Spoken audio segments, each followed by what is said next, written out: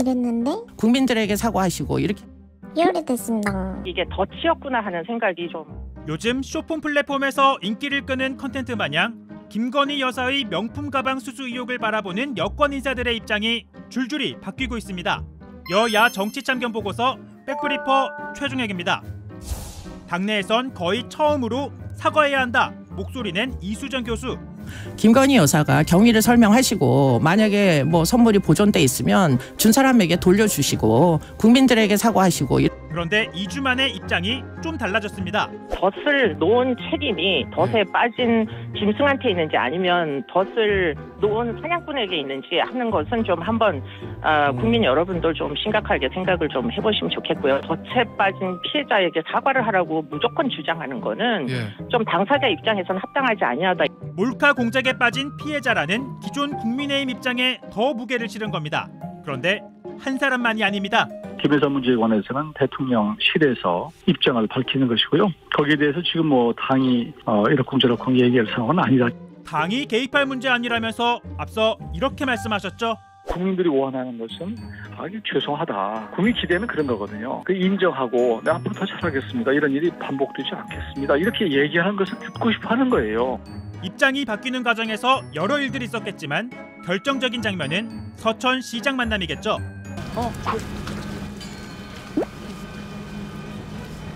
이후 한동훈 비대위원장의 태도도 다소 바뀌었다는 평가가 나옵니다. 걱정하실 만한 부분이 있었다 저도 생각합니다. 제가 김건희 여사의 사과를 얘기한 적이 있던가요? 여기에다 국민의힘은 김 여사에게 가방 건넨 이에 대해서도 문제 삼고 있죠. 그는 북한에서 가정들에서 마치 성경책을 볼 수 있고 가정교회, 처소교회가 허용되고 있다고 주장하는 등 김주애도 믿지 않을 소리를 계속하고 다녔던 전형적인 정부기사입니다. 서천 회동에 이어 윤석열 대통령과 한동훈 위원장, 대통령실에서 함께 점심을 하며 2시간 37분간 만남을 가졌는데 김 여사 관련 얘기는 하지 않았다고 하죠.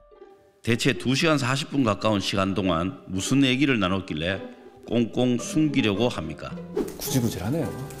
민생을 이야기하기에는 2박 3일도 짧습니다. 이런 상황을 지켜본 민주당, 당정 만남에서 나온 성과라며 이렇게 말합니다. 납작 엎드린 거 아닙니까? 그전에는 사과해야 된다고 했던 분들마저도 결국은 마리 앙뚜아네트의 승리죠. 흔히 정치는 말의 예술이라고 하죠. 다만 일관성이 있어야 예술성도 있는 것 아닐까요? 저는 종로로 가겠습니다. 지역을 쭉 보다가 중성동을 하게 됐습니다. 80년대 유행가 노랫말 같은 일들이 총선을 앞두고 펼쳐지고 있습니다. 서대문구 갑 출마를 선언합니다. 성남시 중원구 주민을 위해 뛰고 또 뛰겠습니다. 아무리 총선이 땅 따먹기 게임이라지만 이건 좀 여야 정치 참견 보고서 백브리퍼 최종혁입니다. 부산 해운대에서 3선하고 국민의힘에서 처음으로 수도권 출마를 선언한 하태경 의원. 사랑하고 존경하는 종로 주민 여러분. 너무 쉽게 사랑이 식어버린 걸까요? 저도 다양한 이유로 중성동을 해서 많이 다녔죠. 20대 때는 학생운동 하느라고 많이 다녔고 30대 때는 회사가 또 그쪽에 있어가지고. 서울 중구 성동구을은 20대 국회부터 중구의 성동구 일부 지역을 편입한 선거구인데 현역인 박성준 의원은 민주당 전략공천을 받아 당선됐습니다. 소선거구제가 도입된 13대 이후 중구는 민주당 계열에서 정대철, 정호중 부자가 대를 이어 당선된 곳으로 국민의힘 계열도 18대 국회 나경원 전 의원을 포함해 박성범, 지상욱 등이 거친 곳입니다. 4월 15일 투표 꼭 해주시고요. 대한민국 화이팅! 지난 선거 때 배우자까지 선거운동 뛰어들었던 지상욱 전 의원이 이번에 출마를 접었고 국민의힘은 지역구 탈환을 노립니다. 경쟁력 있는 인적 자원이 부족하다. 그래서 지역구를 좀 조정해 주셨으면 좋겠다고 요청이 있었고요. 하태경 의원은 수도권 인물이 없다는 당의 요청에 따라 종로 출마 번복할 수밖에 없었다고 했는데 이미 중성동을에는 3선 의원 지낸 이분이 출마 선언했죠. 중구의 화려한 부활에 대한민국 경제통 이해운의 정치 인생을 걸겠습니다. 지난 21대 총선에는 3선했던 서울 서초갑에서 컷오프 되자 동대문 을 미래통합당 후보 이혜훈 인사 올립니다. 서초에서 한참 떨어진 동대문까지 갔었는데 이번엔 중구로 돌린 겁니다. 그런데 이분들이 끝이 아닙니다. 장관 재직 시절 서울 서초을 갈지 경기 분당을 갈지라고 해 마치 지역구 쇼핑하는 듯 하더니 이영전 장관 최종 출마 지역으로 중성동을 픽했습니다. 쉬운 일이 없죠. 이영 장관은 전혀 몰랐고요. 경쟁은 불가피합니다, 사실. 어느 지역이든. 여당 입장에서 중성동을이 당내 격전지가 된 셈인데요.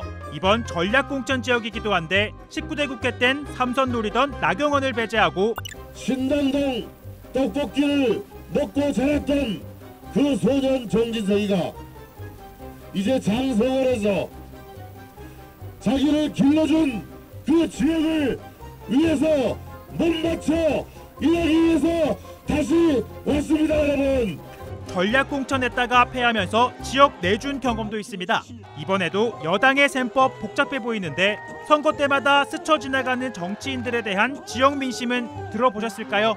아직 출마 지역 확정하지 못한 분들도 있는 만큼 여야 할 것 없이 본격적인 공천심사 앞두고 계산기 두드리는 분들 많을 텐데요.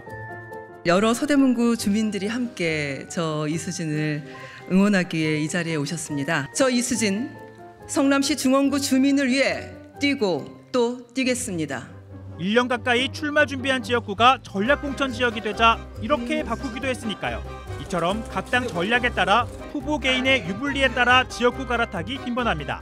주민을 위해 헌신하겠다, 지역에 뼈를 묻겠다는 호소는 과연 진정성이 있는 걸까요?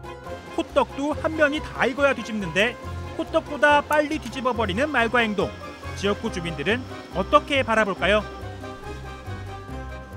탱자가 되지 않으시도록 같이 노력하십시다. 약간 어리굴젓 같은 느낌? 갑자기 군침이 확 도는데요. 총선 앞두고 정치권에 부는 먹거리 타령.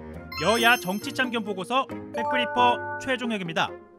70일 앞으로 다가온 총선, 거대 양당의 전략이 정해졌죠. 지금 청산해야 될 가장 중요한 과제는 검사 독재입니다.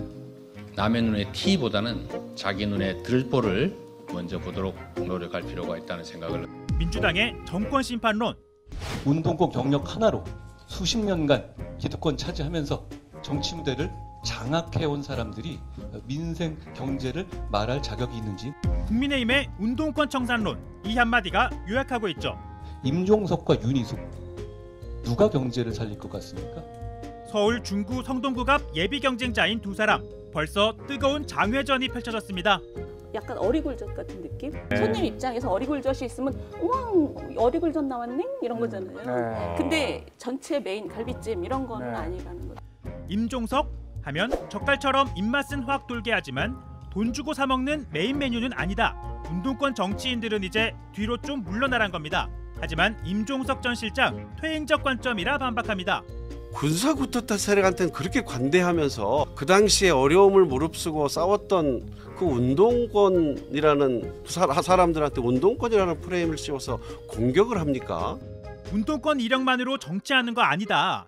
윤석열 정권이 경제 망쳤다.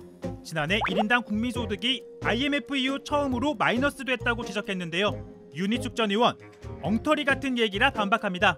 국민소득은 늘었어요. 늘었는데 환율이 너무 많이 올라서 그거를 달러 기준으로 보면 준 것처럼 보이는 거죠. 기본 데이터를 보는 능력이 없는 사람이 어떻게 대통령 비서실장을 했지? 임종석 전 실장, 당신 실력 있는 거 안다. 다만 정치판 오면 다를걸? 경고했죠. 귤화위지, 귤이 탱자가 된다는 거죠. 이 저격수 유혹에 빠져들기 쉽습니다. 윤희숙 후보님 일단 공천을 받게 되신다면 제가 환영하고 오시면 탱자가 되지 않으시도록 같이 노력하십시다. 그러자 윤희숙 전 의원, 당신은 이미 탱자 아니냐? 반격합니다. 임종석 선생은 탱자 부대장이었던 사람이죠. 근데 다른 사람에게 탱자가 될 수 있으니 조심하라고 얘기하는 거는 자기 자신을 돌아봐야 된다. 586 운동권 정치인들 가리켜 이미 탱자라고 평가한 건데요. 국민의힘에선 이들 겨냥한 출마 선언 이어지고 있죠. 지난 20년 동안 구로울 주민들은 민주당이 주민들의 삶의 터전을 바꾸어 주기를 기대하고 구도를 지지하여 주었으나 바뀐 것이 없었습니다. 운동권 청산대 정권 심판으로 선거 치르겠다는 여야. 정작 국민이 원하는 시대 정신 생각해 보셨을까요? 올해 국회의원 연봉 300만 원 정도 오른 1억 5,700만 원입니다. 구속돼도 법안 심사 안 해도 수당, 활동비, 차량 기름값 등 매달 1,300만 원을 받습니다. 너도 나도 국회의원 하고자 하는 게 세계 최고 수준의 연봉 때문만은 아니겠죠?